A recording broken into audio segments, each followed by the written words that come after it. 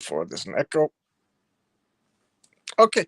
Hey, how you doing? This is John, and welcome to John's Long Box. I'm live here with Josh Howard of Dead at 17 and T-Bird and Throttle fame. Oh, that was a big sentence. So how you going, Josh? How's it going? How are you doing, Josh? Man, I'm doing great. How about you? I'm doing great. Thank you for coming. Awesome. This is so much fun. I'm I can't believe how much fun this is getting. I had this tiny little channel, and now everybody's coming on. This is a dream come true. So thank you very much. Hey, man, I'm glad to be here. Always glad to talk about comics and Oh yeah, yeah. all that stuff. Yeah. That's what it's all about. It's about talking about comics. First, I got to Yep. establish my nerd credentials. I ordered T-Bird and Throttle, and I got this. Oh, awesome. Very good. And I don't know. I guess Throttle's a troublemaker because you know how many times I lost this card. I got this card. I put it down. It fell into a long box, and I got a billion long boxes. So she disappeared, and for months I couldn't find her. And then I found her again. I put her someplace and couldn't remember. She disappeared. So she's a troublemaker. And then Redheads, right? again, I got to establish all my nerd cred. Do you remember drawing this? That's right. Yeah. Yeah, I do. Yeah. Yeah.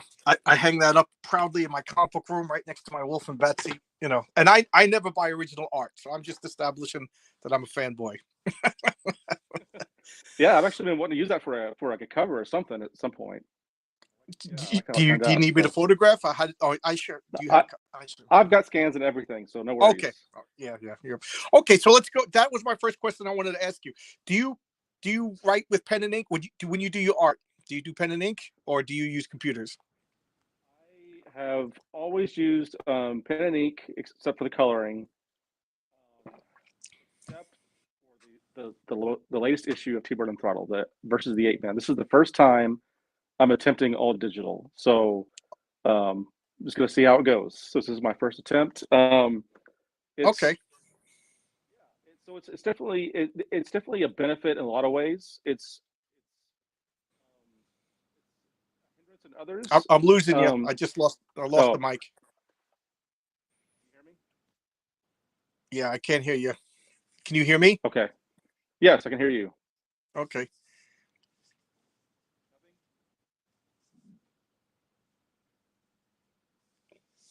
Hear me yet? I could hear you very, very, very quietly. Okay. Let me get out and I'll come back in real quick. Oh, now you're perfect. Okay. All right. I don't know what happened. Maybe it's a glitch. I don't know. You having a storm? I know when I have a storm, everything goes crazy. Yeah, it's a little weird here. So yeah. So anyway, what was I saying? So what were you saying? Anyway, you said you were doing the last thing I heard. You said you would do a digital for the first time on the new T-Bird and Throttle. Yeah, and it's definitely a learning curve. You can't. Some things work better, some things are a little bit tougher, but we'll see how it goes. I think I wouldn't. It's still one of those things. I don't think digital makes your art better, but for me, I think it allows me to get across what's in my head a lot easier. If that makes sense. Okay. So yeah. Do you think you're giving up a little? I don't know. Comfort for ease for a quicker work, like it does. It's not quicker. Oh, okay. You would think so. Quick. Yeah, it's still labor intensive. I mean, for me, maybe it's because I'm still learning it, but I'm enjoying how it's coming out. I will say that. Like, I'm very proud of the results so far. Yeah. I know I asked the same question to Brian Bow, your buddy who does the wonderful comic Wolf and Betsy, and he says he's able to like mess with like if he draws one maybe too small, he could enlarge it or shrink it or whatever, instead of starting all over again. I'm not an artist, so I can imagine that would be helpful. Yes, there are huge benefits especially as far as paper goes, not having to go through so much paper and so many pens, So. Is ink expensive? Well, the pens can be very expensive. Yes, All right. I tried to draw. I just don't have the patience. I couldn't stick to it. All right. So, all right. I might as well say I first discovered you with Dead at 17. I bought a couple of comics. I got all my comics right over here. I got to say, I'm a man, flesh and blood, and you draw the cutest girls in the world. Thank you. So of course I saw your comics at pretty much at one of the last times I went to my local comic shop in person. I'm trying to Uh, all these comics. I'm trying to. Of course, I threw them on the ground, and but so I saw, and then I had a hard time finding your back issues. You know, his okay. that at That's 17. You know, I'm just showing off my nerd cred. And this was the first copy I got. This was the oh, very nice. oh geez, I'm like a bad, Yeah. and I've been a fan ever since. And I've been buying your comics out of order. And one of the first times I contacted you, I just said, "What order do I read these in?" And you sent me a real nice message with the. So I appreciated that. I saw there Of was course. some comics I was missing. Awesome. Yes, Yeah. So this year is actually 20th anniversary. Since Dead at 17 #1. and I heard rumors there was interested in a movie. Did was is that There true or not? there's been interest in a movie since day one, and it's gone through many studios, many different producers, directors. Um, you you name it, it's probably been there. But as of right now, there is nothing. Like Yeah. there was a deal about to happen um, last year. Actually, long story short, I wrote the Dead at 17 novel. Yes, I loved That it. was My wife is upstairs reading it right now. Like oh, she's like, he's gonna know I didn't finish it, so she went upstairs to go finish it. awesome. Well, so me writing that was part of a deal to get a movie made. Okay. They wanted, since the comic had ended, in 2015, they wanted some more material, sort of give it an extra boost for funding and all that stuff. Um, there were some behind the scenes politics, let's There just always say, is. um, um, ended up with me my partners cutting ties with me. Oh Let's no. just say because I wouldn't participate in some online canceling of somebody. So uh, Well, good for you. You took the high road. I You took did, the and high expensive road. I did, and I lost my movie deal. I lost the backing of my novel, but I would still do it again because I did what I thought was right. Yes, So yeah. Yeah. A good night's sleep is priceless. right, Yeah, this canceling nonsense has got to stop. Both sides are doing it. I don't like it.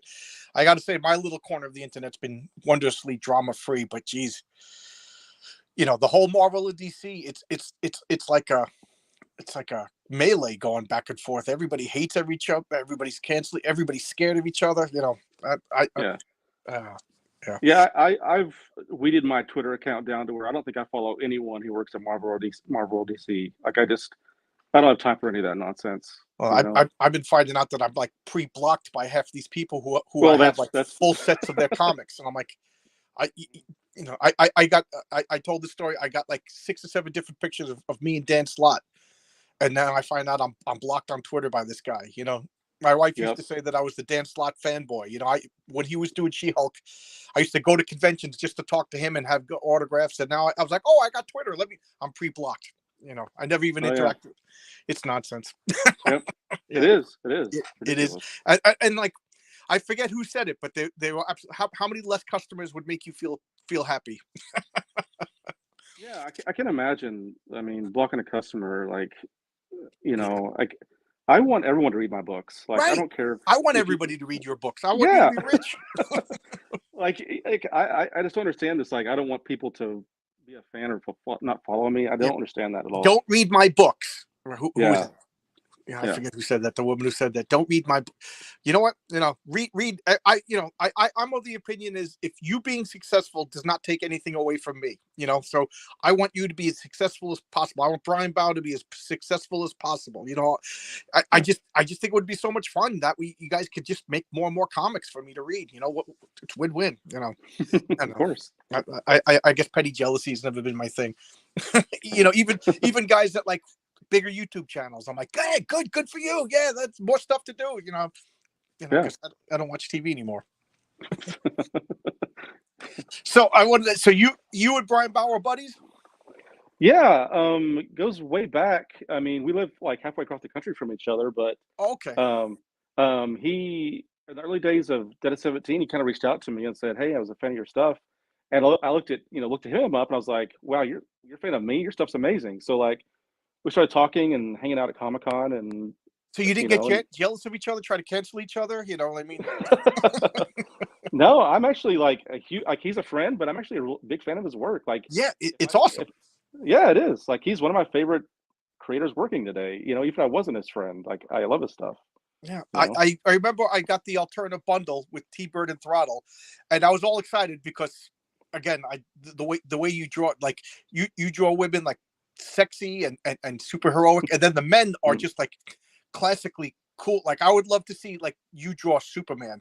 I just think that would be like the ultimate cool looking Superman. But anyway, your T-Bird Yeah. and Throttle came out the same bundle that had Wolf and Batsy, and I was like, what's going on here? Like these two comics just blew me away, and I feel bad not mentioning the other comics, but your two comics just shine like a bright light.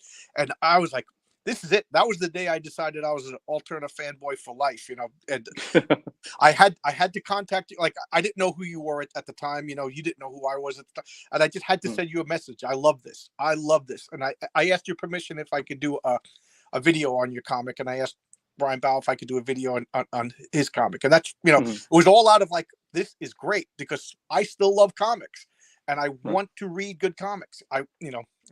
I'm talking too Well, much. Go ahead.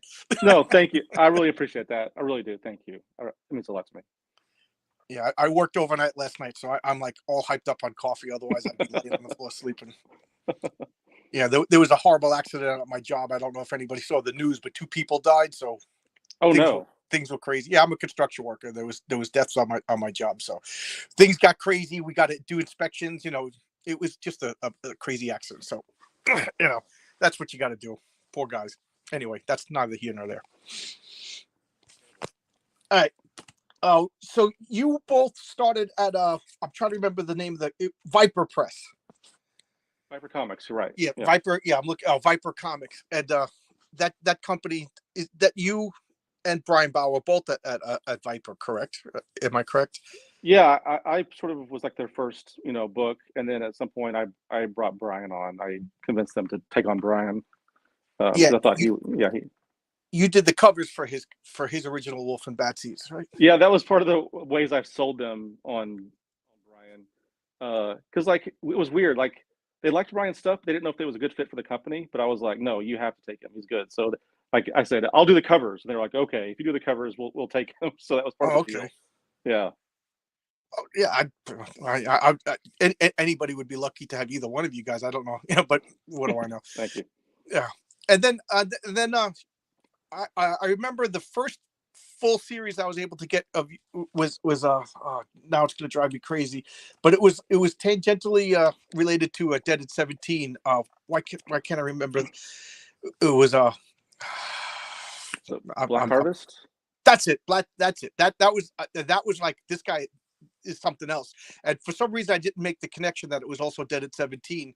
So I was a little. So I got that. And then I got Dead at 17. I had to get Black Harvest again, and I reread them all. And then I sent you another message. You were talking about you have a whole mythology of Dead at 17, like a cosmic story of angels. I remember you mentioned a planet that they all came from, and I sent you a message. Am I missing something? You said nope, it's coming in the future. So is there a grand story arc? Is there an ending? Is T-Bird and Throttle in the same universe? No, I don't know if you've read all of Dead at 17 yet, because it basically all wraps up in the Blasphemy Throne, the Oh final no, arc. Okay. I'm still about 6 issues away from finishing. Okay. Well, in that, it brings in elements of Black Harvest and Lost Books of Eve.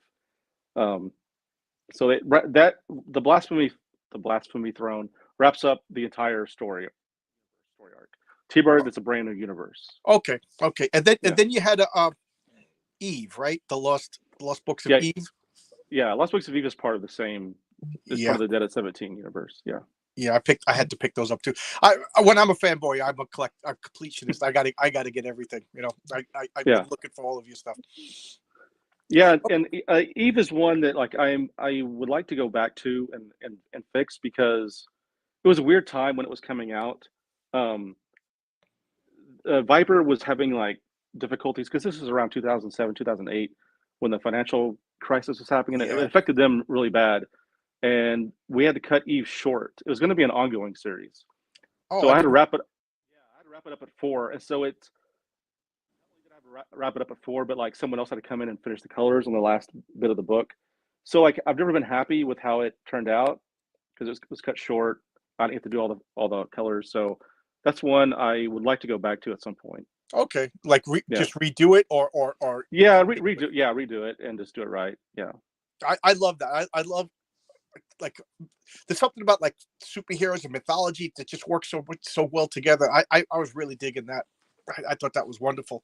Hard to thank you. find, I that would be great to Right. bring that back in a collection or something, or just Yeah. revisit it. Now, I wanted to ask you about T-Bird and Throttle, like because Dead at 17 and Lost Books of Eve.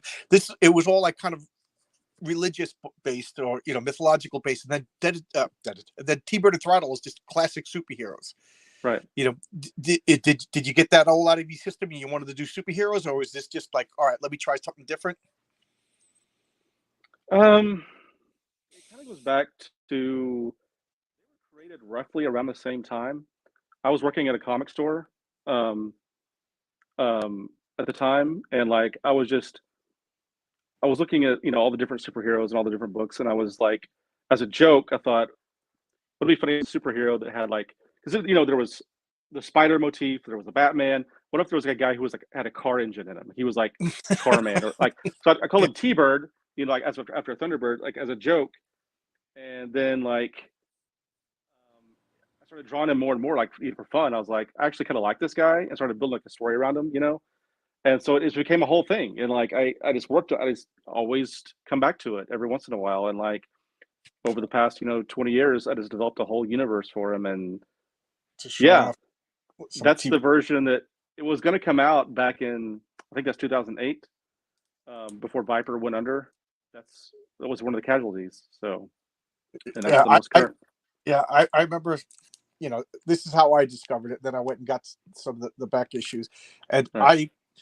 I get so many comic books. I'm a weirdo, and I spend too much money on comic books. And I got T-Bird and Throttle, and I remember being like, "Oh man, it's an 80-page giant. I don't want to sit here and read this," and I read it, and I uh, actually got up and I was telling my wife, I was like, "This comic is so good," and she humors me as most wives do. So she's like, "Oh, that's good," and I was like, "No, but you don't understand. This is really good." You hooked me in like 5 pages. Once I realized it was a redemption arc, like this past his prime. For those of you who don't know, T-Bird, it starts out he's in like a comic convention. Nobody's at his line. I felt so bad for this poor guy, and then the young, cooler superheroes got people around the block, and then they're making fun of him. There's the scandal rags, and then he redeems himself. I'm a sucker for that kind of story. I loved it, absolutely loved it. oh, So thank now I'm you, like, thank you. I couldn't wait. I couldn't wait for the next issue. And every time a new issue came out, I read them all over again. And I Oh, got to do awesome, that. thank you, Yeah. thank you. I really appreciate that. Yeah, like there's a lot of, especially when you mentioned the comic convention. That's definitely a lot of autobiographical, in that for sure. I mean, I've definitely Oh been at the no, now I table. feel bad for I've been at the you've been to table that comic conventions with nobody there. Oh God. yeah, yeah. I think we've all had that experience if you've Well, worked in the yeah, business. I told you the story. My wife and I, well, not you, but I said it on my channel. I went to my wife and I used to go to Comic Con every year. Surprisingly, she loved it. And Carmine Mhm. Infantino was sitting there, nobody at his line. A legend. Right. I felt so bad. I went over and talked to him. And my wife, she's like, "What a kind old guy," And I just like, look at this. These young comic book people, they're all dressed in cosplay and stuff, and nobody knows who Carmine Infantino is. Jim I know. Stranko is there, but that guy's going to get a line at a candy store or at a Burger King. That guy's like just Mr. Charisma. Yeah. Yeah, yeah. So you should mention you have a Kickstarter going, right? Of T-Bird and Throttle currently. Uh, no, not currently. Like it ended last month for the. I can't remember when it ended. Yeah, it's been about a month. I Oh, wrapped okay. it I up. wasn't sure if there was Yeah. like an in demand or anything. No, I didn't. I don't like to keep it going for very long because like some people do, and that. But like I like to like make sure everything's like I like to know what my numbers are, what I'm working Okay. with, so I can so I can get everything in stone. But yeah, now I'm just working on the book and hopefully have it done in a month or two. Okay. When's it going to be released? My projection was for May, but it may run. It may slip about a month or two, depending. Oh, okay. Yeah, That's faster but than I thought. yeah. So, but it'll be like this summer. Oh, Sure. cool. Yeah. Because whenever I see Kickstarter, I Kickstart a lot of board games, and sometimes you wait 2 years. Like packages are showing up at my old apartment that I forgot about. So when Right. you say this summer, I'm wow, that's awesome. That's awesome. So what did you have, like, most of it completed before you even started? No, I just had a few pages done. I mean, I had the script done, but yeah, I usually don't start until I know it's a go, and then I just get to work. I So Oh, that makes sense. Yeah. You don't want to do all yeah, that work and then not get paid. Yeah. right. So That so is this that is a harsh this is going to reality. be T-Bird, Throttle, and the Moon Men, correct? No, this one is versus the Ape Men. The first The four Ape are Men. versus. Yeah, the first Yeah. four are the Moon Men. I Yeah, told you I stayed up all night. Yeah. that's all And right. is this the final, or is there more T-Bird and Throttle to come? There's more. I have tentatively. I have the next one will be versus the Lizard People, and then I'll have versus the Moth Queen, and then it will finish with versus the gods. Oh, okay. So Yeah. it sounds like you're going to be stepping on Brian and Pete Sametti's toes with cryptids and monsters. Uh, we'll see. I think I have a different take than everyone else, so we'll see. Yeah, that. Welcome to more the merrier. That sounds awesome. Yeah. Um, it sounds like you have like a monster movie drive-in kind of vibe going on. Like the versus the Moon Man versus the Lizard Man. Like I could definitely see, like, me pulling in with my wife into a convertible, pulling down and watching a T-Man and Throttle movie. Black and white film. Oh It's yeah. fun. Yeah. Are Right. are you a Yeah. fan of Yeah. that? Oh, of course. I love that genre. I love B movies. The worse the better. I love all that stuff. I love schlock. I love it all. Yeah. Yeah, my older brother just like I'm into comics. My older brother's into horror movies, and he used to wake me up like 11 o'clock at night. John, come on, let's go. We would go down the basement, and because my parents' bedroom was upstairs, my bedroom's. We go all Mhm. the way down the basement and watch horror movies. And I thought he was being cool until I realized, like a couple of years later, he was just too scared to watch them on his own. So we watched all the horror movies, like Yeah. and Brian Bowles reintroduced me to Hammer films, which I only saw on black and white TVs in the '70s. So I didn't realize how the daring they could be. Let's leave it at that. Oh, right. Right. Right. Yeah. So Yeah. I Brian I, knows I his also stuff, see. man. Oh, I'm sorry. Go ahead. I was gonna say, Brian knows his stuff. If you want to know anything Yes, about he horror, you go to does. Yes, he Brian. does. Yeah. Yes. I'm in awe of his monster movie knowledge. So speaking of, your Star Trek stuff. You're a big Star Trek fan, right? I am. Yeah. Hardcore. Yeah. Hardcore Star Trek fan. Um, Yep. I don't know if you can see, but I got my Enterprise right behind me. I don't know if you can see it, but I'm Oh, very the nice. original series. I love the original series, and I remember when Next Generation came out. I refused to watch it. I was one of those people, and then it wasn't until a couple of years later I sat down and watched them all, and I have to say I absolutely loved them. But I kind of noped out at the movies, so I stopped. So let me ask you: Is the new Yeah. Star Trek worth watching? Well, let me preface it by saying that I've not been a fan of any of the new stuff. Like, I don't like Okay, any of it, including the Picard series itself. The first two seasons are terrible. But this new season is by a different team. It's oh, someone who loves Star Trek the way that I go love Star figure. Trek, and yeah, and so he got in there when they weren't paying attention, essentially, and got to do whatever he wanted. And I think it's been pretty fantastic so far. I mean, it's not perfect, but it is definitely a return to form, and the Oh, cool. characters. That is so great to hear. Yeah, Oh, yeah, I'll take your yeah, word on, because everybody's been saying Picard 3 season 3 has been awesome, but yeah. I, And you I don't have to I know I've anything. been burnt before. Yeah, you don't. The great thing is you don't really have to know much about anything that happened before. You can come in, just watch season three. It gives you everything you need to know, and it's basically its own thing. So Yeah, I don't know. I watched just the first 3 or 4 episodes of Discovery, and yeah, I just couldn't take it. I just felt it yeah, was like Star Trek by people who were embarrassed by Star Trek. yeah. Definitely people who don't know Star Trek, in my opinion. Yep. I, I Yeah, I've said it before a million times. I want stuff that I love, if it's ever translated into a movie, I want it slavishly sticking to the source material. Like Right. I got to give J.K. Rowling credit for like keeping Harry Potter as close to the books as possible. I understand the different Right. medium, and like I remember seeing commercials for the Thor movie, and I said to my wife, "This is going to be terrible. How can this be like Kirby?" And I got to say, the first Thor movie was some of the scenes were like right out of Kirby, and then I Mhm. said the same thing with Doctor Strange. How could this be like Ditko? And I thought they changed what needed to be changed, but now I think the MCU is straying just a little too far. I can I haven't imagine. seen I haven't seen really any of the Marvel stuff, so I couldn't I can't I'll take your word for it, but Yeah, what is it? What's it been going on for 15 years? I think 5 years too long. hmm It was yeah. at one point it was awesome for comic book fans. So, are you a long term comic book fan? I imagine so. Yeah, I mean, like I started off in the '80s. I was just reading like GI Joe and Transformer comics. That was sort of my introduction. Okay. But I didn't get into comics proper until Tim Burton's Batman, and that kind of opened up a whole new world for me. Like, I didn't realize like superhero comics could be like really dark and mature, like and like I don't know. I was even though I was a kid, I didn't want kid stuff. I wanted something a little bit more adult. So like then I discovered like Frank Miller, and all Yeah, that the stuff. '80s was Then a great time to get into comics. So yeah, I think the '80s is like a pinnacle of all comic books. DC, Marvel, just such good stuff. All that right, independent stuff. You had the like Love and Rockets and Teenage Mutant Ninja Turtles.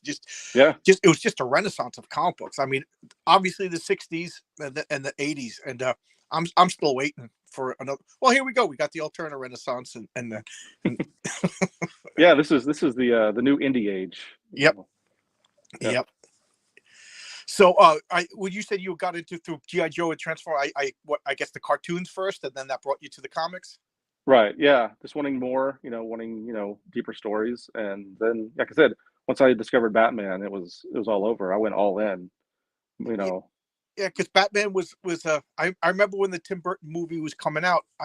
I was at a apprentice construction, and I told people I was excited, and they're just like, "Oh, Batman, Biff, pow, boom!" And I said, "No, no, no, it's going to be Right. dark."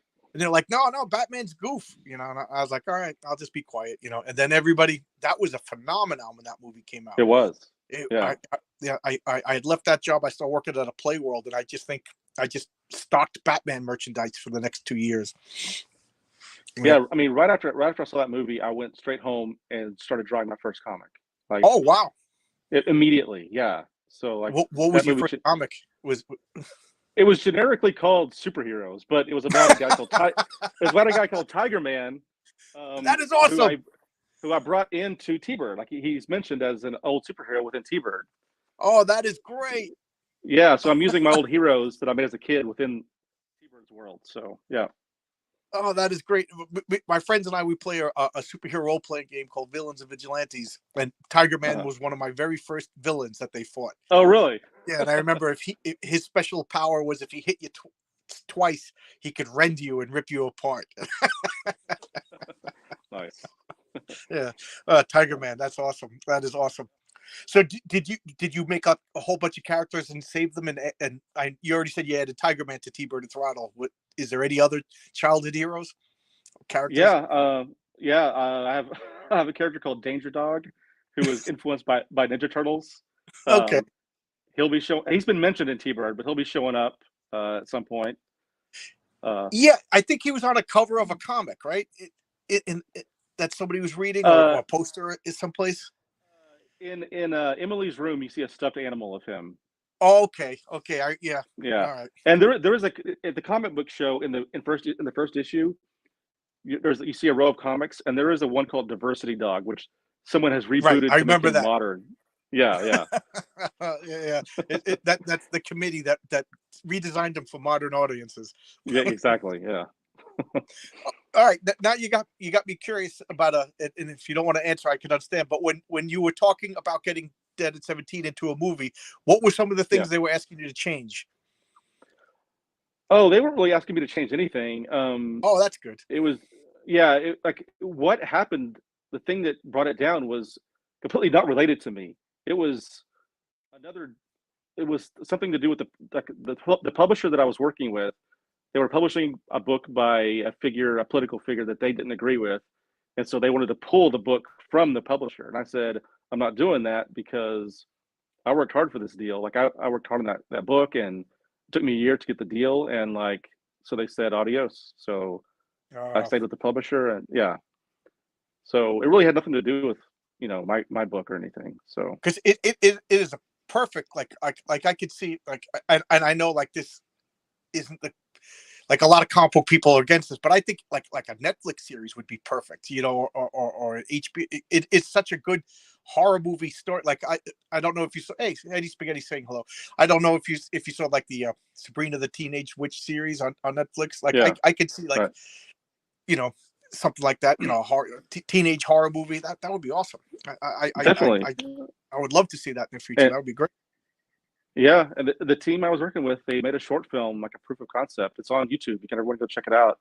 Yeah. It's like a little 10 minute. Okay. Yeah, yeah, Oh, and cool. it's great. I'm still proud of it, even though things didn't end so well.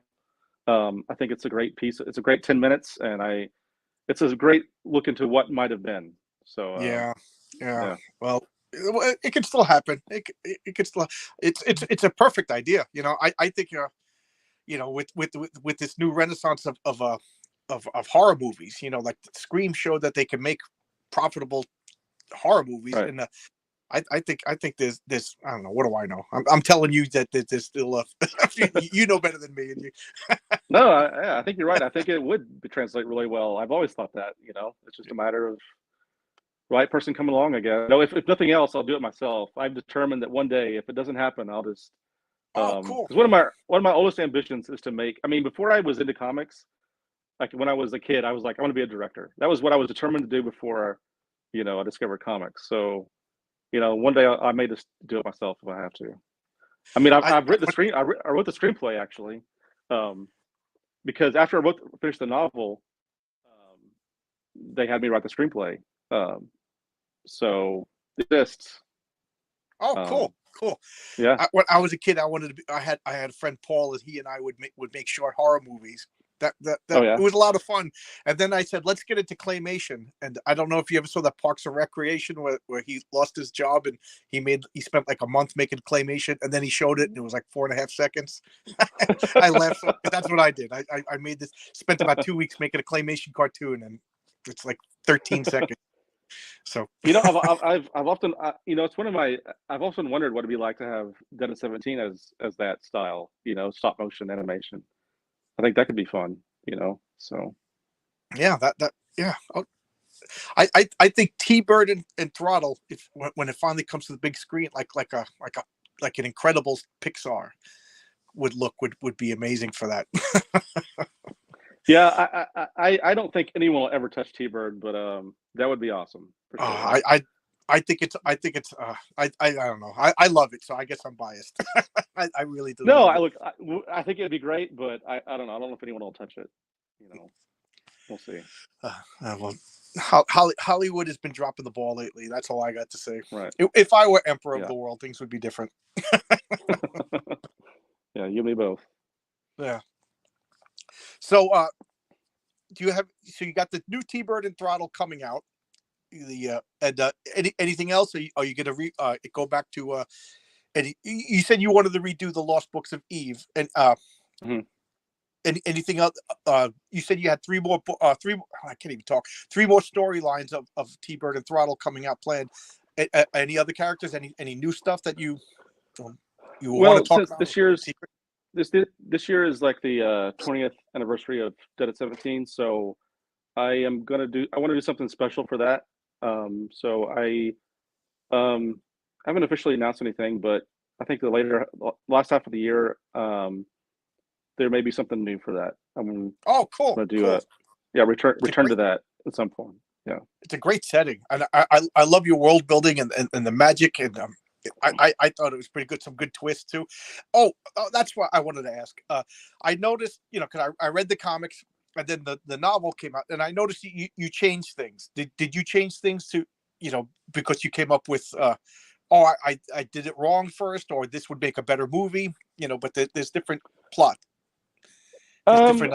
you know, when I started Dead at 17, I was pretty young, and I really was flying by the seat of my pants a lot of times. Like, you know, it was my first time writing a big something that big, and like, um, you know, there's a lot of things you think as you go, like, oh, if I could, wish I could go back and do that differently, and Yeah. as the years pass, like, you get more ideas, you get better ideas, and like, when I came time to do the novel, I said I didn't want to do just a rehash, like an adaptation. I wanted to do something that was stood on its own, you know, like Okay. that felt worthy of being its own thing. So like it's I built up a kind of a backlog of cool ideas over the years, and so I just wanted to like incorporate those into Dead at 17. Okay. All right. So Yeah, I yeah. could see that. Like I also I forgot to grab it. I bought your cover of the album Candy Vigilante. Oh right, yeah. Yeah, you're doing the album covers for them. Yeah, I do the covers, the comic covers. I started out I've done some albums covers for John Cafiero, who is, you know, he's in the band Osaka Pop Star, but he also manages the That's yeah. Misfits. I said the wrong thing. I bought that album only.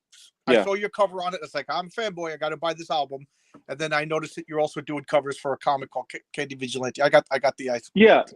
Yeah, like copies. the comic sort of spun off of the album or something to that effect. And so yeah, I've done several covers for that. So that's been fun. Are are you friends with them? Are they guys that you know, or they just called you up and said, "Would you do this for me?" Uh John just been like a fan of mine for a long time. I've done just lots of little like things for him, like I said, some of his album art and things like that. I've never actually met him in person, but Okay. he always, yeah, he always just contacts me whenever he needs work and stuff. So, Oh, cool. so he's been really good to me. Yeah. And I noticed that you would do it muses like you were doing like sexy chicks. Well, yeah. So that was part of the whole NFT thing, and like that wasn't really.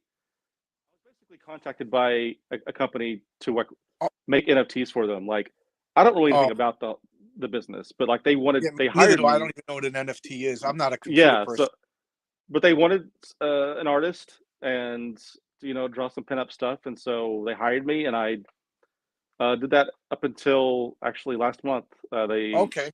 let me go. They laid me off. Oh, oh, okay. I thought it was like promo for a new comic coming out. That was going to be my next one. It was going to be a comic. I had started Okay. work on the comic for it, but yeah, I did a lot of work for them that has never seen the light of day. Oh, so Um, it's their property. It's not your characters. um, it's kind of a gray area. Oh, okay. I don't know. Oh, I was getting excited for like a new like all girl super team or something. All I know is like on the internet, all of a sudden people were like anti NFTs, and I still don't know what they are and what they, you know. I've never been a computer person. I don't know. I don't even know what Bitcoin is. It was a job, and Yeah. Gotta, but some of that may be able to be repurposed to other things. We'll see. okay. Yeah. Cool. Eddie, what is asking? Have you considered crowdfunding a film? So I've thought about it. I don't know enough about movie making Yeah, to take that step yet. But I mean, maybe one day, or maybe if I partnered with the right people, you know, for I sure. imagine that's a huge project. You know Right. that. Yeah, I crowdfund everybody like comics and board games, but a movie, I don't know. You know that would be like a big project. Right. That would be rough. So I'm look. All right. Two comments. All right. What was I going to say now? I I can't even speak. I'm so much caffeine. So your TBird and Throttle was a 4-issue series, 80-page giants that came out on Alterna, but now your new comics are coming out under your own company, correct? No, they always did. I was they were also published, and then Alterna picked it up to you know, re-release it under their Oh, okay. banner. I didn't know Yeah, that. yeah, because the idea was initially originally Alterna was in stores, and that was like the idea was like, oh, I want to get T-Bird in stores too.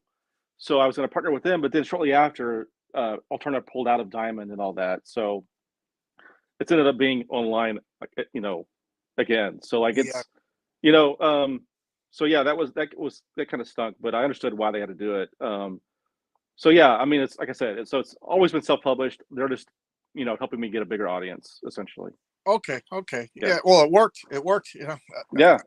I've been telling all my friends who are into comics, everybody that walks within 20 feet of me knows about T-Bird and Throttle. I So appreciate that. Thank yeah, you. yeah, I'm a big fan. Yeah, I was gonna, I want to talk to Pizza Betty. He's gonna come on in a couple of weeks. I wanted to talk to him about you know, you know, get back in stores or if it Right. or what but whatever. But we'll talk about that with Pete when he shows up. Cool. So all right, cool. What else was I gonna say? Giant size.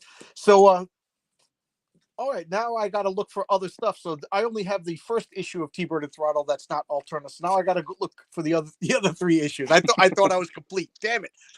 now the compulsion has struck me again. So what is your there's four full issues non-alternate press? Yes. Okay, that's it now. As soon as we're done talking, I'm gonna be looking that up because that's the way I am. If I'm like I said, if I'm a fanboy, then I got to get everything. I don't know about you, but in the '80s, the older kids at the comic stores used to call us younger kids fanboys, make fun of us, Right. and tease us. And Right. I've reclaimed the term. I embrace fanboy. We're going on.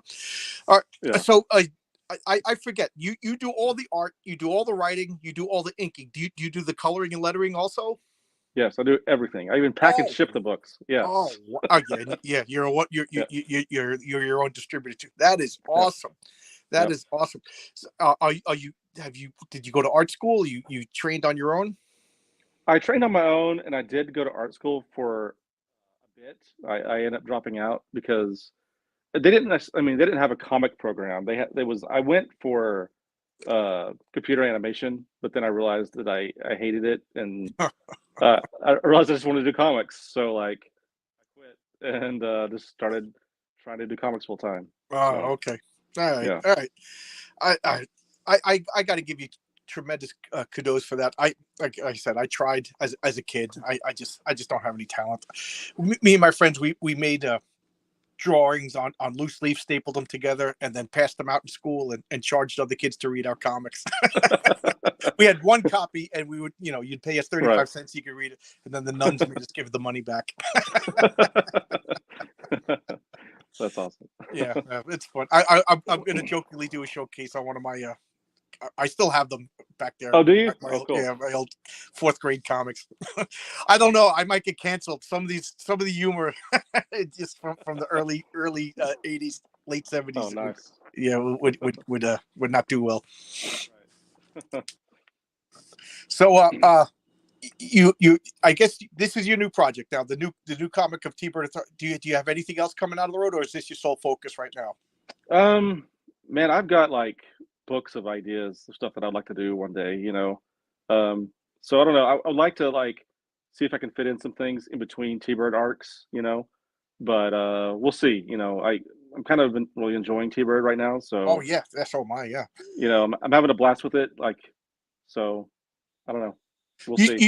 you said it was kind of a goof, like a car based superhero, Yeah. and did like you did it just to be silly, or you're like, oh, nobody ever did a car before, and did your friends like that's not going to work? What are you doing? No, they all thought it was funny, and then like I think once I started developing the story, like they were kind of like, "Oh, that's actually kind of cool. You should do that." Like honestly, it was because of my friends like cheerleading it that it even exists today. Like they kept championing, "You got to do this. You got to do this book." Like, Oh, cool, cause cool. yeah, because I always tell them my ideas, and they were like, "Oh, no, that's really good." And so, I mean, yeah, my friends definitely kept it alive and believed in it, and so that's why it exists. So. Like, was it like originally a comedy idea, or you just like It was throwaway I idea? would I wouldn't say it was a comedy, but it was definitely more a lot of fun, tongue in cheek. And I think like it's retained a lot of humor. I think that's a important part of it. But it also has a lot of you know more serious elements, of course. Oh Stuff I yeah, care about. there's a lot of sadness and a lot of like Yeah, pain. It goes over everything. It's excellent. yeah. So I mean, a lot of that just came from real life experience. Just being able to pour all that into my art. they say like pain makes the best art or whatever. So Yep. Art through adversary. Yep. uh, Yep. And yeah. that's So if I may go off on a tangent, that's why I don't think Marvel and DC are pretty good anymore. It's like it seems like they got people that are just like, they're not veterans. They don't own their own businesses. They don't even have families and kids. Like yeah, they haven't experienced life. Yeah. right, yeah, like Stan Lee, Jack Kirby. These guys went to war. Jack Kirby's got his foot damaged and Purple Heart. Jack Kirby as a kid was in a street gang, beating up other ethnic groups to stay out of his neighborhood. These were tough people that had something to say. you know. And then like Frank Miller, I get the feeling like Frank Miller, looking at that guy's face, that guy's got beat up and mugged and and experienced Yeah. all the good stuff, all the bad stuff of life, and it shows through his art. And then we got like, I don't know, like 22-year-old cute girls who just got hired, you know, Yeah. you know, Well, it's a and bunch now of kids that all they know is Twitter. Like, right, that's their battlefield is Twitter and, Facebook. It's yeah, and like, yeah. yeah. And then you read the It's comic books, and one of the characters is like in a cafe on Twitter in the comic book. Like, no, don't. yeah. Where's the explosions? Where's the sword fights? Where's the laser Uh, beams? Twitter, I Twitter know in a these people have no self-awareness. They have no idea what and they're that, doing. but that's their whole life. That's their whole life. Right. That's their whole life. I get back. I'm on tangents, but I was reading in TBird and Throttle again. Back to the comic convention. That poor guy is just sitting there. Nobody's at his booth, and then he picks Right. up this comic, and the expose is him. And then the next page, if I remember correctly, it was like the inking was subtly different. There was shading, and that's like I sat up in my seat. I was like, wait a minute, what's going on? And it really just hooked me in. That was the page that I said, this is excellent. And I'm no joke. I got the same feeling reading T-Bird and Throttle as I did reading the Squadron Supreme, the Mark Gruenwald comic that came out in the '80s. I was like, this is an Oh important wow. comic. This Oh is wow. this is a Thank you. big deal. I'm a big fan of that comic. I thought that was an important comic. I personally liked it better than like the Dark Knight Returns and all that stuff because I thought it was classic superheroes telling a story, and that's what you did. You told a redemption arc that I thought was like a nice commentary on modern superhero comics and classic like I find like T-Bird, like you said, he was kind of like you created him as a joke. So like in his youth, it was like the golden age. Now, Right. maybe people are kind of like embarrassed by dad or whatever, and then like almost like Right. the same kind of things that Kingdom Come was exploring. I don't know, how is that for Right. me talking?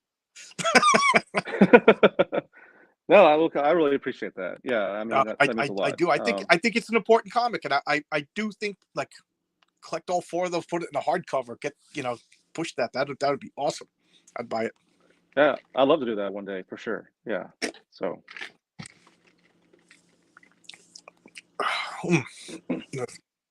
So I'm trying to think of what else. Um, who I got my throttle card over here. Like I said, she keeps disappearing on me. I don't know. I'm a sucker for a cute redhead with freckles. So who well, do you who think is the isn't? Yeah. popular? What's that? Said who isn't? Yeah, I know. I don't know Yeah. if you saw. I talked to Tonic Ball. That's like every one of his characters. Oh, right. Yeah. Who, Yeah, who yeah. do you think is the most popular character out of all your characters? Um, I'm an unabashed Throttle fan. for T-Bird, it's definitely Throttle for sure. Yep. Yeah, yeah. Yep. I remember filling out that form.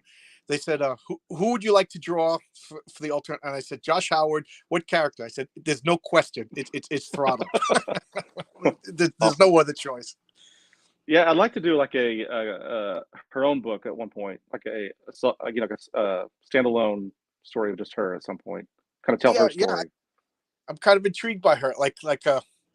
I don't know. She has a fun personality, and what I liked about her is like I think she gets kind of carried away, and she didn't realize she was causing trouble for the main character, And she was like, "Uh oh, I just overstepped the line, caused some problems for my buddy over here." I like that. Yeah. She's not perfect. She's not flawless. She's Right. fun, and we all know fun could be trouble. Absolutely, Yeah. absolutely. So I don't want to. I was about to say something. I was going to spoil the comic. I don't want to spoil the comic for anybody who didn't read it. But I just was there was a the the daughter. I'll just say the storyline with the daughter. I just found it to be Right, heartbreaking, and the wife. Oh my God! Like I don't mean, but your art style is so like classic comic book. Like I got like a wonderful feeling of comics from my childhood, and then here we are talking about like infidelities and marital problems and like a guy right. on the edge of suicide. And I just thought it was just like a great contrast that just it was like getting sucker punched is the only way to describe it. Like I didn't expect such a deep, important comic. I could rave about your comic all day long. I'm Well, unabashed I fanboy. appreciate I appreciate that. Like that's definitely one of the things that I sort of, was always intentional. My style is always either praised or dismissed as cartoony. That's the word can be a compliment or an insult depending on who's giving it. But I always like that dichotomy of you think you're getting one thing and you get something else. Because I like when I get that. It's something. So like that's definitely by design. So thank you for that.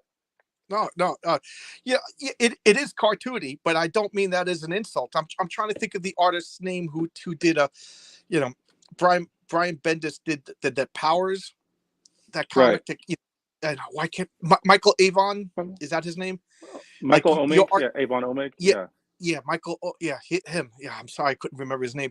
Your art kind of reminds me of his, and he does like a cartoony stuff, but at the same time, that comic did a lot of adult themes, like not adult in the best sense, not adult in the dirty sense, and right, and what I liked about it is when it was classical superhero stuff, it really worked, and then the cartoony stuff, I think it lets you like transcend the characters. It I don't know. right, It makes it more like a mythological is a good way. Like I look at T-Bird with those impossibly broad shoulders, and that this is like modern Hercules, doing well, yeah, he's the a labors he's of. an archetype, Yes, yes, and that's exactly the word I was trying to search for it. yeah, right, and the thing is, like, I think a lot of the old classic artists, like Kirby and others, would be considered cartoony today, you Yes, know, they drew more fantastical, and like I think that's missing from comics. Everything's so realistic, and like I think everyone is drawing almost like they're trying to pre-design for the movie, like I'm doing all the work for when the movie gets made. It's already designed for them, and it's like that's no way to make a comic, like let it be a comic, you you hit know. one of my pet peeves. Is a lot of these comics like I say this all the time to that it doesn't matter what you say in the comics, doesn't matter what you, but you got to do it a comic booky way. The Right, example I always give is Daredevil and Black Widow, where jumping on flagpoles and Hell's Kitchen, beating up muggers, but they're hmm, talking about, are we going to get married? Do we want to have kids? You know, are we going to move to San Francisco? Like real heady, normal stuff that any couple would talk about, but they're beating up muggers. Nowadays in Marvel, right, that they're sitting, and I do think that they're planning a Netflix pitch when they're doing this because it's easier to just have a setting of people in Starbucks talking. right. Catwoman's talking to Tigra. Who cares? But it, Well, you that's know, that's all these people know though is they're watching exactly. Netflix, but they're not reading the old comics. They don't know the history. They don't know the medium. Right, right. What you were saying about Kirby being cartoony, I remember as a kid, of course, I got the John Buscema, the Steve Ditko, and the Jack Kirby. I didn't like Kirby because to me it was old fashioned, and and I remember reading I started reading the Fantastic Four with like George Perez and Joe Simon, and then I slowly, as I got older, was able to buy back issues. And these Kirby things, I was like, I don't like them. And then one day, like I don't know what it was, I was just like, wait a minute, I get it now. This is Right, energy and like I said before that like a Kirby page is almost animation. Like I showed a 2-page spread right, of I forget what it was, Asgard or something like that, and you could almost see the characters moving. Him and Sergio Aragonés is the only ones that could capture motion and action on a page, and I do think somebody sitting at a Starbucks drinking coffee, you're not going to have that animation, and Yeah. I do think comic books do need a little bit of like a cartooniness. That's one of the reasons I like yours. It comes back to like classic square jawed archetypal superheroes that is missing. I don't know. I think modern comic book people, they're kind of afraid of like a big strong Hercules of a man or whatever. I don't know. Well, yeah, and like, yeah. Well, the other thing too is like what the comics that I loved as a kid growing up were the ones that I looked at over and over again. They had because comics is a visual medium. Like it's the ones with the Yep. great. It wasn't really necessarily the story. The stories were good, but like I was the ones that I flipped through over and over. I was just looking at the pictures, and like because the pictures tell a story themselves. Right. Right. It's um, and I think how many comics now come out and it's like, are you ever going to flip through that again? No, because the No. art's an afterthought. You know. Yeah. That's one of my things. Like comics are too expensive to just read once. And some of those old 25-cent, 35-cent comic books, I could close my eyes and I'd remember the panel progression. I could remember Iron Man punching Count Nefaria, and Count Mhm. Nefaria throwing his shield at the Beast and Black Widow and everything. It was just, I don't know, Right. such a good time. Such a good time for comics. Okay, okay. You brought up something. Uh, When you write, do you write a full script, or do you draw and then fill in what's going on? Like, how do you start your day? I got a new comic book idea. Boom. What do I do? Uh, I draw a pretty I write a pretty tight script with all the dialogue and everything. The only thing I don't write what the panels are, and I don't really describe the action in great detail. Like I can sort of leave that for when I'm drawing to have fun. Um, and I'll do the panel layouts when I'm drawing um because also too I noticed that when I may have the script down like exactly how I want it, but once I start drawing, I always have new ideas. Once Oh, I start seeing where the character is, what's happening, I think, oh, I could do this, I could do this, and like I can't imagine like just writing a script and passing it off to someone else to draw because I think I'd be missing out on so many other ideas, right? that was my next question. Have you ever written a script for somebody else, or taken a script from somebody else and just did the art?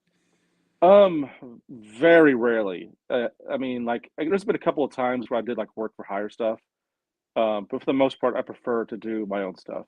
Um, I consider myself, like a cartoonist in the sense that like it's all one thing to me. Writing and art, it's all one thing. Like I don't really consider it like a separate, you know, because it's always evolving as I'm working on it. I Right. I think the best comic books are made by a writer artist. It is Right. a singular vision. And I do think like the early Stanley Kirby's comics, they're probably more Kirby than he gets credit for. Hmm. You know, Right. same with Ditko. Um, I don't know. Like you were saying, like you have a script and then you start your own, but you don't have to tell anybody. You already know what the fist fight's going to look like. You already know what the Right. robot's going to look like. You already, Right. I know. I was going to ask if you ever wrote a script for somebody, and you like that's not the picture that I pictured in my head. I can imagine that would be rough. Well, yeah, because like some of my best ideas have happened as I've been drawing. They didn't happen at the script stage. They happened as I was drawing. So like, I hate to miss out on that experience. Have you ever just started drawing and you're like, okay, I'm changing my script and I'm going off on a tangent, or this will be better once I start looking at it? Yeah. Yeah. I always leave room for inspiration. Oh, cool. Yeah, for sure. Yeah. Uh, Eddie says over reliance on realism defeats the purpose of telling fantastic story. Yes, I think like the budget for your budget for T-Bird and Throttle and Dead at 17 is infinite, because you could just Exactly. you could draw the black hole. You could just draw the infinite Right. galaxies, or the hell dimension that they went to. You know, why settle for Starbucks? you know, Exactly. yeah, Exactly. yeah. So you don't you're just capturing you're not like when you were doing the Dead at 17, you weren't like, okay, what would work best in a movie. You just like, this is my idea, I'm gonna write this, I'm gonna draw this, and we'll deal Um, with that later. look, I will confess, during a large part of Dead at 17, I was definitely very focused on the idea of getting a movie or something made. that was definitely in my mind at the time. And I think it's because I was definitely being courted by a lot of people at the Okay. time, like to get it. Um, but you know, I think I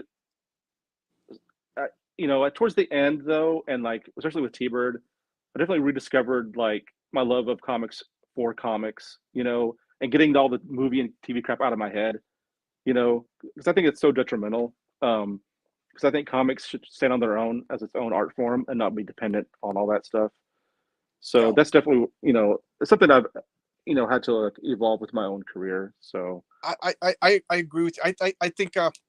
I think a lot of people in the comic book industry are embarrassed by comics. Stan Lee was embarrassed by comics, as sad it is to say. You know, he was always like he gave a famous interview where he said like he would be at parties and people like, what do you do for a living? It's like, oh, I'm a doctor, oh, I'm an electrician, or I make comic books, you know. And he said towards the right, later end of his life, I'm sure the $1 million a year royalties for Marvel helped, but you know, there's nothing to be embarrassed about. You know, do you think a screenplay writer is embarrassed, or if a novelist is embarrassed? I think comic books, first off, they're one of the only unique American art forms.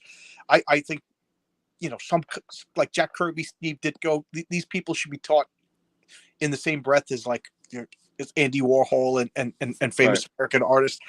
But you know, look at me. I'm a guy sitting down here with all my comic books, so you know, I consider the source. But I do think they're important. And I remember I dated a woman in college, and she said comic books are important, and I was just like, oh man, I know who I'm marrying.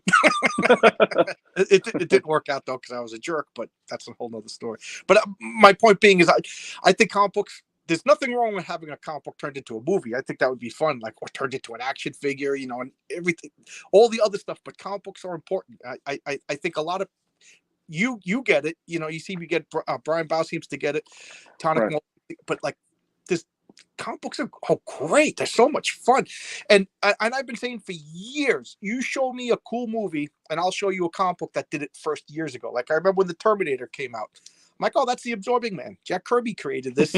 You know, when I was in diapers, and now the Yeah, movies are finally catching up to it. right, for sure. I mean, think about what's the biggest event that draws all the industries together. It's Comic Con. It's not Movie Con. It's not TV Con. It's Yep. Comic Con. Yep. And even though that may have been lost a little bit at the event, it's still the core of all of it. You know. Yep. Yep. So now, unfortunately, the industry has been mismanaged and mishandled, so that this industry is in a sorry state. But Yep. um, I don't know. I don't know what's going to take to get it back on track, or if it's just going to be have to all die before it can, you know, rise again. Okay. Yeah. So that was going to be my next question. Uh-huh. Do you think like the mainstream comics are going to write the course? I don't think they're going to course correct anytime soon, if at Yeah. all. I think they need to go out of business or at least stop publishing for it to like come back in a better form or a return to form. You Yeah. know? I think independent comics are the future. Yeah. What do you think? Do you think crowdfunding is the future? Do you think that it's a sustainable business model? Um. I mean, yeah. What other choice is there? You know, like No. I did it because I pretty much had to. Like, even though I was at Image for several years and had this successful indie book, like no one wanted to hire me. Um, so you know, I had to do it by necessity, and but I'm glad I did though because like now I can't imagine being at the mercy of a publisher. Like, um, I like doing my own thing, you know. It's Like, it's got to be a.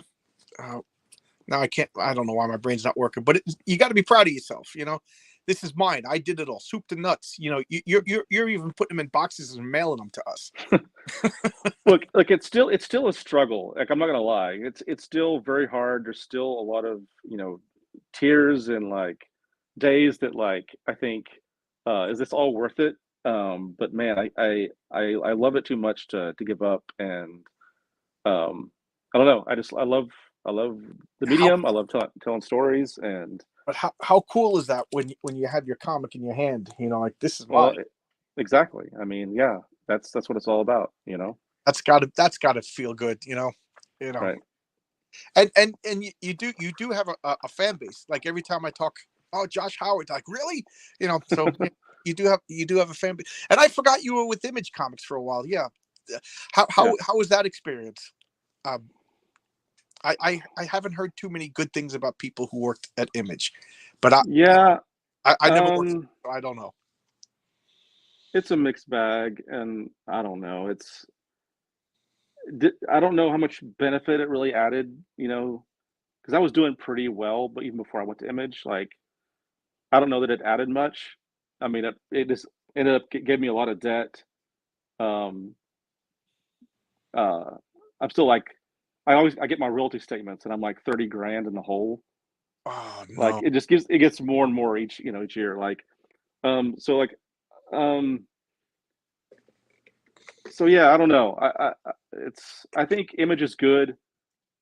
You know, it's good for a select few books, but a lot of books come and go through Image, and like never heard from again. Yeah. And there's kind of a reason for that. So Yeah, some comics just like unceremoniously disappeared. I'm like, wait a minute, I was waiting for that comic and it's gone. well, I don't know that the Image eye has as much power as it used to. I think it's been pretty diluted. I think Image squandered when they came out. There was gangbusters in the '90s. I mean, they were printing Right. money, and I never liked it from the beginning. I bought it because I was a comic book freak, and I just kept saying the art is great, but the stories are no good. And then Well, later on, they kind of became like what Vertigo was for DC. right. Everybody brought their license, or not their license, their intellectual properties over there. And Image at one point, as far as I'm concerned, was the premier comic book company as far as quality. But then I noticed that it just people kept leaving and leaving and leaving. So I was wondering if there's you know Well, uh, I don't think there's any.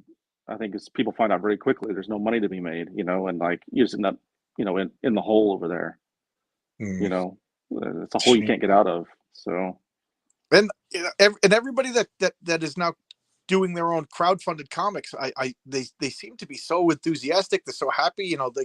They're not selling Marvel numbers, but you get to keep, it's all your money. You don't have to share half of it with Diamond. You don't have to share right. with you know so Yeah, good. exactly. And I see all the detractors. Oh, you only sold X amount. Newest issue of I don't know, Captain Marvel sold it. Yeah, but how much of that money is going into your pockets? Well, but at least I know that every single person who supported my book, backed my book, is buying it because they want to read it and love it. And Right. Yeah, it's not you, sitting on a comic book store shelf, buried right, underneath whatever. right. Yeah. I'm selling it based on the power of my independent concept, not based on a character that's been around for 60 years. That's all. I mean, that's who else can say that if you work at Marvel? Like you're selling it based on the IP name, right? Not on Right. your own. So Yeah, that's a I don't that's know. a good point. I didn't think of. Everybody who bought your comic is a fan of your comic. Right, That then this isn't a middle person buying it hoping to sell it to somebody else. It's not just product. right, I right. didn't even think of that. That must be that must feel good. You know, Yeah, that must feel good to know that many people want your particular comic. That's pretty yeah. industry mismanaged. I don't even know if the industry was mismanaged. I think it was like purposely steered off a cliff. You know, Well, you know, yeah. I don't understand why. I really don't. And I said a few times that the end of comic books was the death of Denny O'Neil. Like he was the last of the old school editors who truly cared about these characters. And he said that his job, he was the editor on Batman for like 20 years. And he said Mhm. when he's done with Batman, he puts it back on the shelf. It's in the same shape, if not better, for the next people. You know, I don't Yeah, know. So yeah. let's just imagine a world where I become the editor in chief of all comic books, and I say, Josh, who would you want? What mainstream character would you want to write and draw? Who would you do? Well, I've had a Supergirl idea in my back pocket for like a long I time, should have guessed. and yeah, That would be I would awesome. still love to do it. Yeah, Now so I'm sad that I'm never going to see that. Well, there you well, go. Make I've up joked your own about this. Supergirl.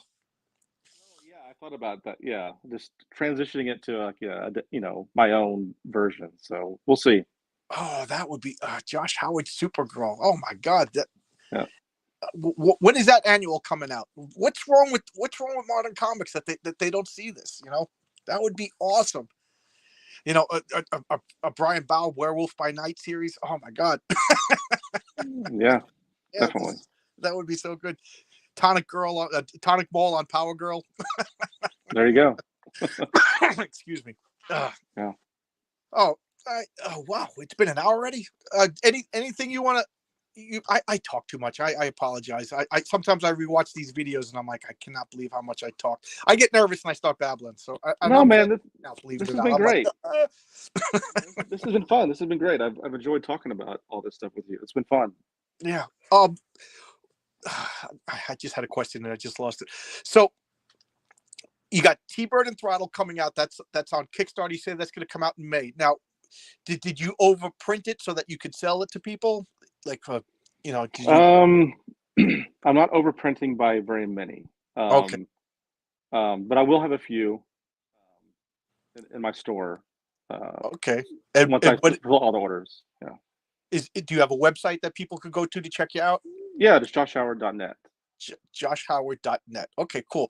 Because guys, I highest recommendations. I know in my showcase I talked about how much I love this comic, and I mentioned the name Josh Howard over and over again. I talked about Dead at 17, the novel. I mean I'm a fanboy for a reason.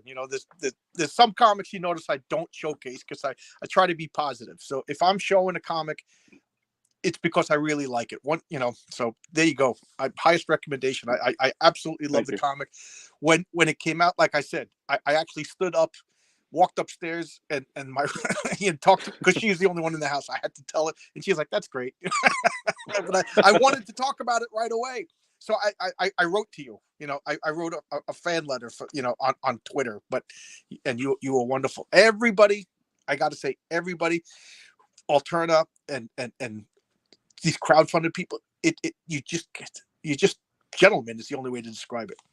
Thank you. Thank you. I appreciate it. I mean, it's look, it always means the world to hear feedback, and so I really do appreciate it. I just wanted to ask one more question then. Okay. I you got you're hustling, you're writing your own comic, you're drawing your own comic, you're coloring your own comic, and you're, like I said, you're putting it in boxes and mailing it. Yeah. So you in a way you're taking Stan Lee, like you're selling your own stuff. And what is going on in the professional world of comic? Like you talk to these people and they insult you. what what makes them think that that's going to sell me their comic book? I don't know. I think they're more interested in Twitter points and Right? Does that pay signaling that? signaling to the crowd, that they're on the right team and all that nonsense. I try to You stay away from politics, but I sometimes I open up my mouth and I shouldn't. I don't know. So you think that the I believe that Marvel and DC within a couple of years now that they're just going to be republishing or maybe licensing things out to other people, and I don't know. I see doom and gloom ahead, and you guys, you're the future. Guys who hustle, the consummate gentlemen, consummate artists. This is your singular vision. I don't know. For a while, like around 2018, I was like really sad. I was like, comics are dead. This.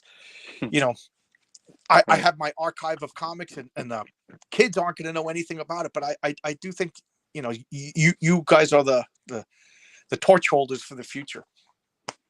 Well, from your lips to God's ears, I appreciate that. Yeah, and I can't wait. I'm so glad to know that there's at least what you said, three more stories for T-Bird and Throttle. At least. At least that's Yeah. T-Bird versus the Gods. I can't wait. That's going to be awesome. Oh, it's going to be epic for sure. It's going to be epic, and it's all going to be you. You're going to you're going to crowdfund it. You're going. Um, I'm sorry, I forget. Are you on Kickstarter or are you on Indiegogo? Indiegogo. Indiegogo. Okay. Are you happy with Indiegogo?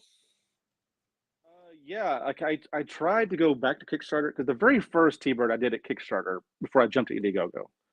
And I tried last year to do go back to Kickstarter to just offer the first 4 T-Birds again, see if anyone I could get it sold on Kickstarter, and it failed. It didn't make it to Kickstarter. So I was Oh, like, well, I guess I won't be going back there. So people seem to be at Indiegogo for my stuff. So okay, okay. yeah. I don't know. I'm just curious. I've been hearing horror stories from both companies, so I don't Look, know. yeah, look, it's not going to be perfect no matter where you go. You just Yeah. got to do what works for you, you know. So, Okay. All right. Again, I talk too much and I apologize. So, oh you know, no, it's been great, man. thank you so much for coming by. The hour just went. I apologize for talking too much again. I stayed up all night, so I wasn't in my best. But thank you so much. I hope to talk to you again, and I can't wait. I'm so excited that it's going to be the summer. I'm going to have some more T-Bird comics coming out. Definitely. Thanks Oh for wow. having me, man. I really Oh, appreciate it. thank you for coming. You guys are the best. T-Bird and Throttle, Dead at 17. Um, you said it's gonna be the 20th anniversary, so we could look forward to what, like a new compendium of your Dead at 17 comics, or I'm looking to do something new. So oh, new material. I guess I yes, misheard you. Okay. yeah. Oh, So that's even better. That's even better. yeah, yeah. So Thank you.